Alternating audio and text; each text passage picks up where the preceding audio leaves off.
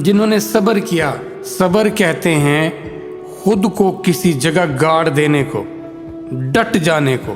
کوئی بھی عمل ہے، کوئی بھی سوچ ہے، نظریہ ہے، کوئی بھی فیصلہ ہے، اس پر ڈٹ جانا۔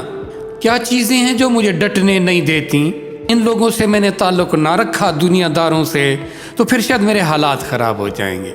اب کیا کروں، دنیا کی زندگی تو میں نے گزارنی ہے۔ چند دن کی زندگی، چند دن کے لمحے گزار نہیں سکتے۔ لاکھوں میل کے فاصلے پر کھڑے ہوئے سورج کی تپش نہیں ہم سے برداشت ہوتی۔ سمجھ لو، جب کسی کو اٹھا کر سورج میں جھونک دیا جائے تب کیا گزارا ہوگا؟ تب دیکھ لیا جائے گا۔ تو اب کیوں نہیں دیکھتے؟ تو ڈٹ جاؤ، حق پر ڈٹ جاؤ۔ اللہ نے یہ فرمایا کہ جو حرام کی سرحدیں ہیں، حدیں ہیں، ان کے قریب بھی نہیں جانا، پھر تم رہ نہیں پاؤ گے۔ پھر حرام تمہیں اپنے کھینچ لے گا۔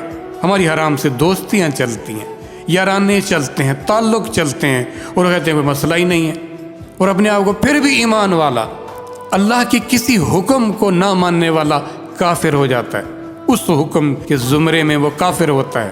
اپنے آپ کو حق پر رکھنا، پھر اس کے لیے جو مشکلات، جو تنگیاں ہیں، اس کا کیا کریں گے؟ اور وہ اپنے رب پر توکل، بھروسہ کرتے ہیں۔ اب توکل سمجھ آئے گا۔ اب یہ انسان توکل کرنے والا ہوگا، اس کی نافرمانیاں نہیں چھوڑتے۔ توکل کس چیز کا ہے؟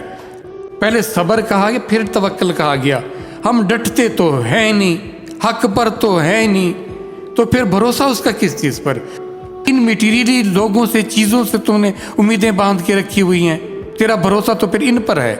وَعَلَىٰ رَبِّهِمْ، رب وہ جو مجھے، میرا ذمہ دار ہے میرے جینے کی چیزوں کا میسر کرنے کا، جو میرے لوازمات زندگی ہیں۔ اللہ کو تو رب جانا ہی نہیں۔ کس کو رب جانا ہوا ہے ہم نے؟ کس پر ہمارا بھروسہ ہے؟ اللہ نے یہاں پہ پرکھا ہے ہمیں ایسے حالات پیدا کر کے۔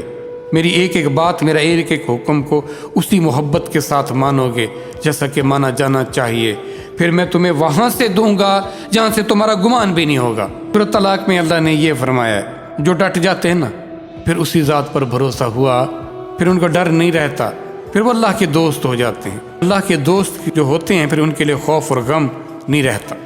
کس چیز کا غم، کس چیز کا خوف؟ جب وہ ہے تو پھر وہ ہے خوف، جو ہو دگے جہاں سے قریب ذات ہے، اس کو تو پتہ نہیں کہاں پہ ہم نے اتنی دور بٹھا کے رکھا ہوا ہے، اس تک میری رسائی نہیں ہے، کوئی اور بیچ میں حائل ہو اور وہ میرا وسیلہ بنے۔ کیسی باتیں ہیں یہ؟ اللہ پر بھروسہ کرنا سیکھیں۔